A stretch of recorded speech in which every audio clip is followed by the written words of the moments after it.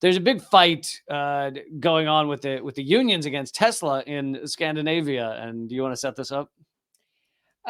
So basically, I don't know all the details, but I've been following somewhat of it. Basically, in Sweden, Sweden is like such a hot mess these days that anytime they do something good, I'm like, oh, maybe it's not too late.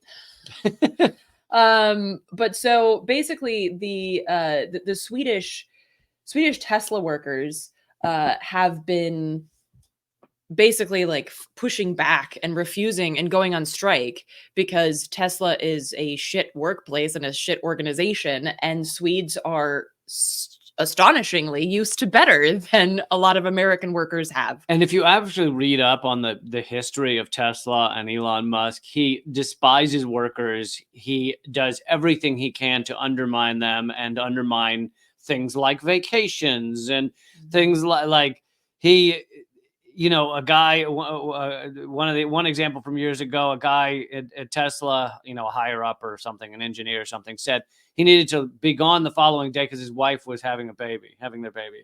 And, Elon Musk responded, well, maybe you need to think about what's really important here and whether you're really devoted to this project. Basically threatening the guy's job for being gone for one day while his wife gave birth. So basically on October 27th, EF Metall, it was the union that represents Tesla workers in Sweden, called for a strike because, and I feel like they waited a little too long on this one because Musk has been stonewalling them for 5 years, has refused to come to the bargaining table for 5 years, which is a long time to get effed over. It seems like Musk called their bluff for a while there. Right. Well, and I think this also speaks to the power of corporate power. Can I redo that sentence? This also speaks to the issue of corporate power in Sweden and the continued corporatization. Can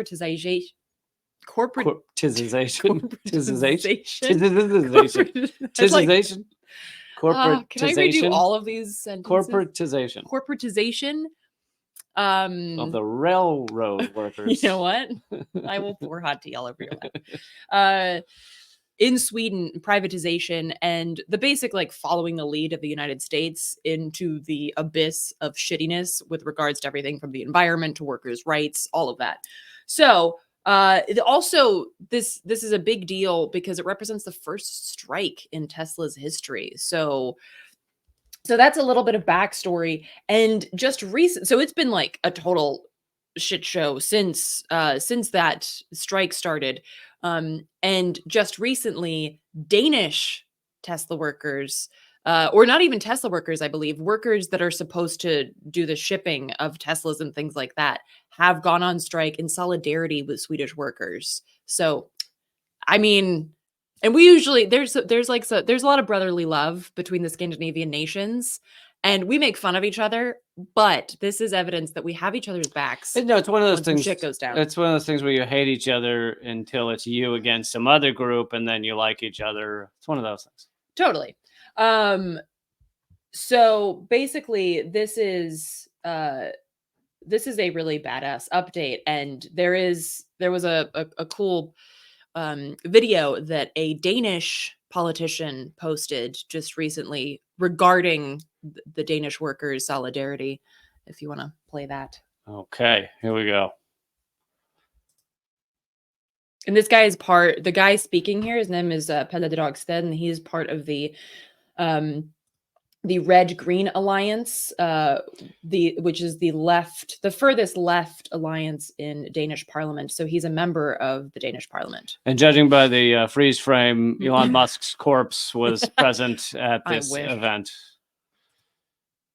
I disagree with the idea of unions. Hey, Elon, don't mess with Nordic workers and our unions because you'll surely lose. You say that you disagree with the idea of unions. In the Nordic, we love our unions because they make our lives so much better. When your home country got richer during the last decades, the wealth remained in the pockets of you and other billionaires. Quite the opposite in Denmark. When we got richer, the workers got their share, thanks to our unions. If Tesla gets unionized, it will be because we deserve it and we failed in some way. Well, maybe you see it as a personal failure if Tesla get unionized.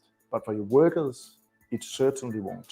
Here in Denmark, our unions have secured a decent living wage for all workers, a work week of 37 hours, the right to at least 5 weeks of vacation, paid sick leave, and the right to 1 year of parental leave. It's all about freedom. The freedom for working families to live good lives. So dear Elon, respect your workers and negotiate a deal. Or let me put it more bluntly, get unionized or get out.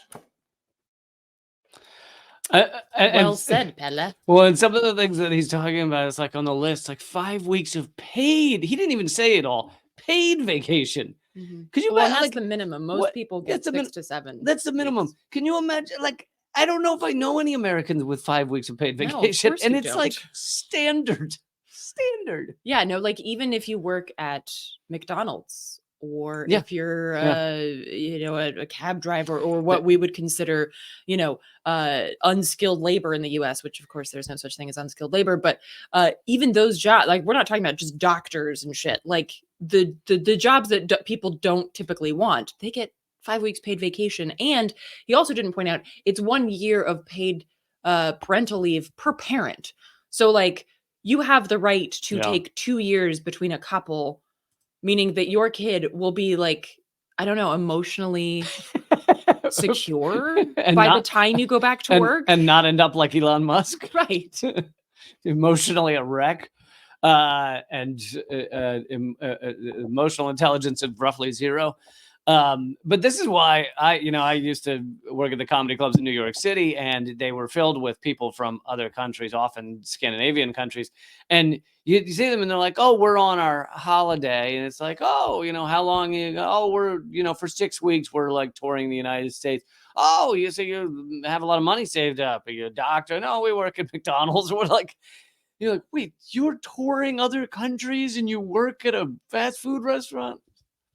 And this is also, I mean, the repercussions of this go, I mean, like it's so dangerous on so many different levels, because let's say that more Americans had the ability to travel and see other cultures and learn things, get exposed like to different ways of thinking.